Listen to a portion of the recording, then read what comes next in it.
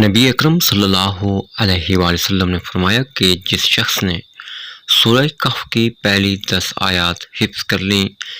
اسے دجال کے فتنے سے محفوظ کر لیا گیا۔ فرمایا کہ آدم کے بیٹے، بے شک تو زائد مال خرچ کر دے،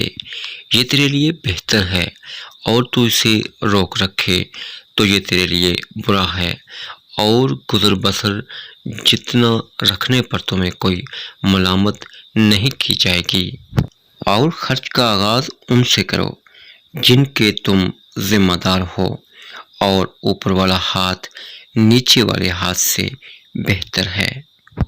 حضرت عبداللہ بن عمر رضی اللہ تعالیٰ عنہ بیان کرتے ہیں،